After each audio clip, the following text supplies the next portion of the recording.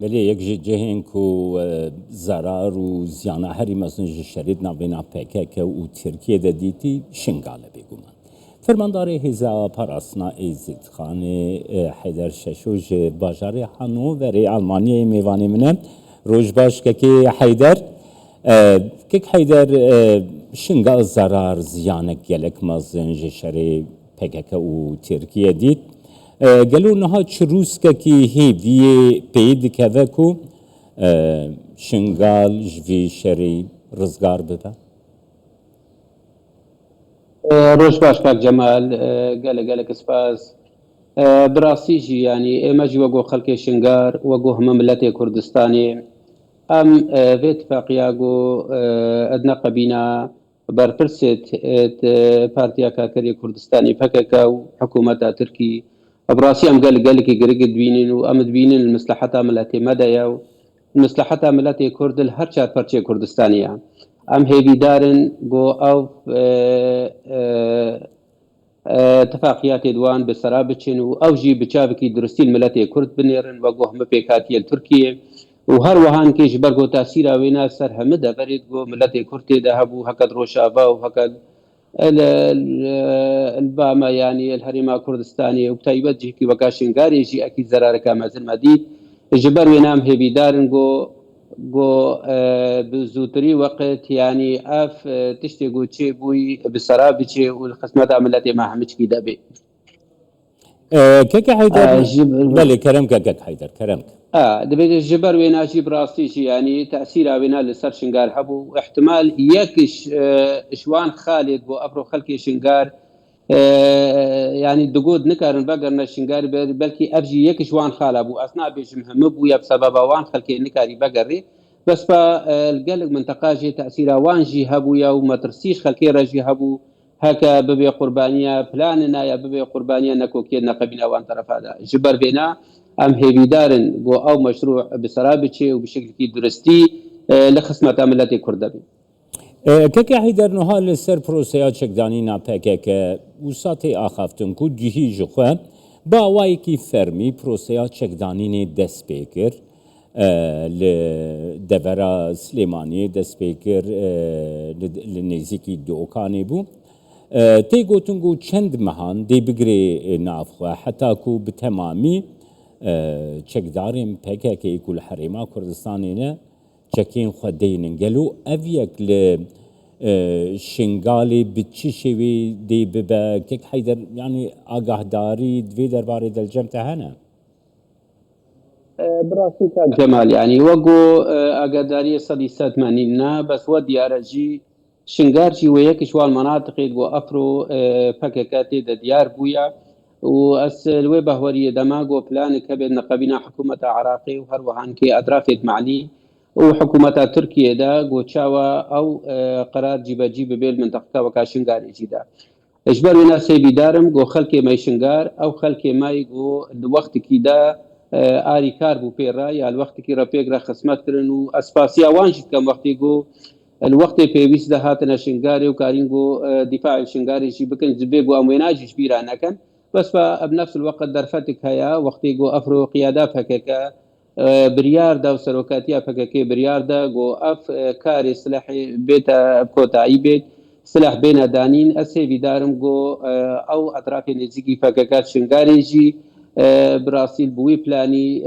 جيبا كان ونتو استنجيا تشينا كان حتى نكي قو وطعي شنغار تيك بشي بجاء المصلحة ما جدايا المصلحة خلقي ما شنغاري جدايا قو حجتك يكتر في رتشي نبي قو بيجي ولا استنجي هنا قو منكار خصمات شنغاري بكان يم ابدانيا شنغاري بكان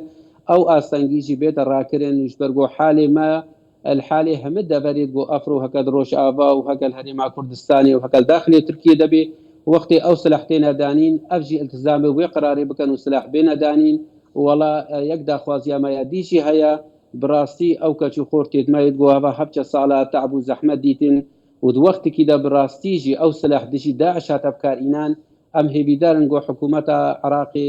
تعب وزحمه وان كاتشو خورتي مال برشابي خديني وهكا او اتفاقي جيبا جيكرن درفتك بدنا وان خورتا حتى نكي قو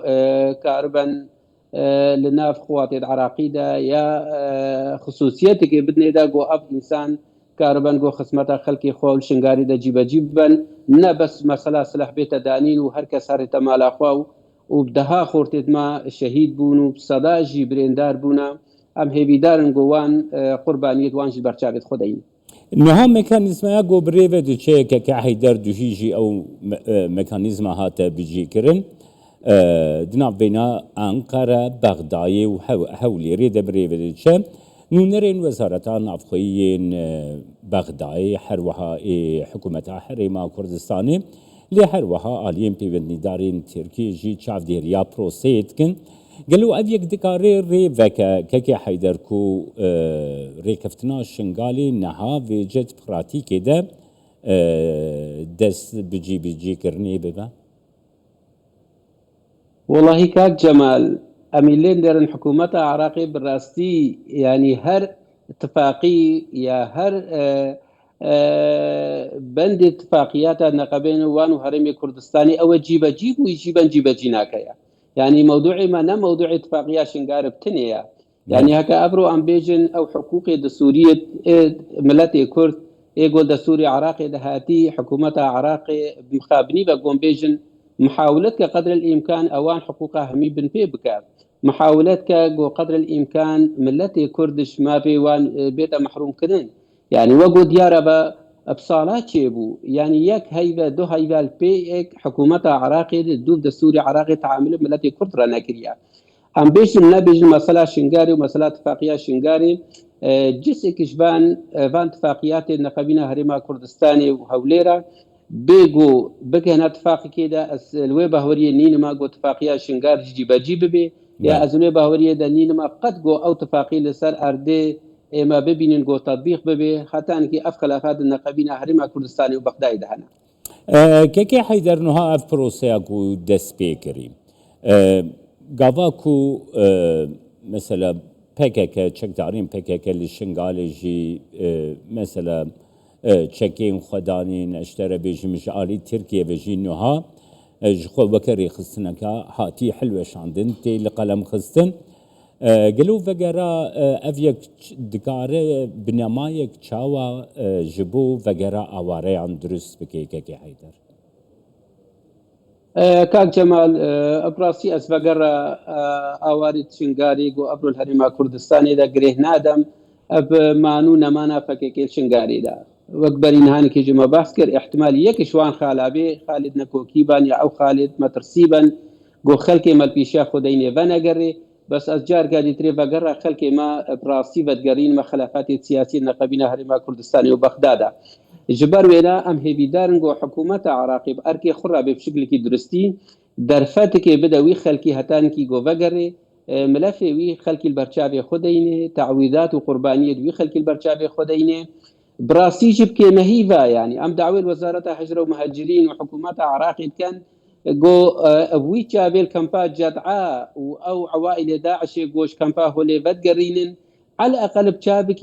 وكاوي تشابيل خلكي ميشنغارو اوارد ميشنغار بدقرهن وقتي قو بقرينا الشنغاري ابوي شغلي تعاملي بيرا بقى نبتر علما اويها عوائل داعشنا وبهم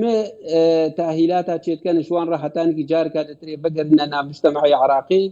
وجي وانو بشتبانيا وانت كان ام هي بدار حكومتها عراقي درفتي بدا خلكي ما ملفي وان سر اساسي مواطني تعاملي في ربكا او كسي نازحي جهه خبر داين شاوا تعامل بنازحي انبار وموصل وديالا وتكريت رهاتيا كرين ونينوا واسيلك تعامل بخلكي ميشنغاري الرجل بيتا كرين وبين دور خستنش خلافات السياسي يقو ابرو نقبينا هريما كردستاني وبغدادا جبر وينا دي ستريا كنالي ورم دعوة مخلكي خوي شنغاري كان فقر الناس رجيه واري خوا وتحجاتي دتري درنين جبر قو براستي اكا امد هي بيا خلافات نقبينا هريمي وبغداد حلببن وش خلافات نبن وخلكي ما بويش قلي فقري براسي قال كي بزحمتها السيفي دارم ام بكنا امر الواقع ام فقرنا شنغار وام دعوة الحكومة عراقي بكن سر اساسي مواطني وهر وهان كيشي شنغار وقو بشكش ارضي كردستاني حكومة كردستاني جيب جابي کوردستانی شنگاری بنێڕێ هەتانکی گۆ خەڵکێوی بەگەڕێتە جێخۆ و بێتە قەرەبوونکردن. کێکێ حەیدەر هەروەها دخوازم بزانە بمیانێ نها ئارامیەکە ئەولەهیە ئارامیەکە سیاسی باشتر لە شنگالێ دکارێت دروست ببێ گاواک و چەکدارێن پێکێکە لە دەڤەرێ نەمینە. براستی ژیانی کاک جەمال ئێمە ئەفرۆ دیسەز بەدگەرم و دەبێژم ئەس مشکلا شنگار و ئارامیە شنگارە پەکێکی بەگرێ نادەم. پەکێکە وەختی گۆل شنگاری دەمایی پەکێکە بێ ئەمری حکوومەتە عراقی شنگاریدا نەمایە. پەکێکە وەختی گوبنابێ پەکێکە شنگاری دەبوون دووی وەختیدا پشتەوانیە وان و تەسلیحە وان و ئاریکاریا وان حکوومەتە عراقی هەمیژید بەرچاوی حکوومەتە عراقی بووە. ئەفرۆ هەکە حکوومەتە عراقی بێژێ ئەو کەسانی نێزیکی پەکەکە تەعاملێ پێڕە بکەرە بشکلکی نەی دروست و نەی قانونی دەبێت درێدا حکوومەتە عراقی دیت نامەدا ئەوە دیژیتیاوی خەلکی بکە و لەبەرگۆ ئەو خەلکە بموافقە حکوومەتە عراقی گەشت بووەوانە و هەتا نەهانێکێژی کاک جەمال خالد مشتەرکت نەقەبینە وان ئەطرافی نێزیکی پەکەکە حکوومەتە عراقی هەنا یعنی نەبەس جیکی و دجیا و احتمال نیوێ شنگاریژیدا و خالد مشتەرکە بن جبر وێنە ئەم هێبیدارن و وضعی ئەمنی مەسەلا پەکەکەی بە نەیتەگرێدان و ئەطرافی سیاسی استیفادەش بی وضعی نەکەن نەبێژن وەڵاش بەرگو مەسەلا پەکەکە قراروان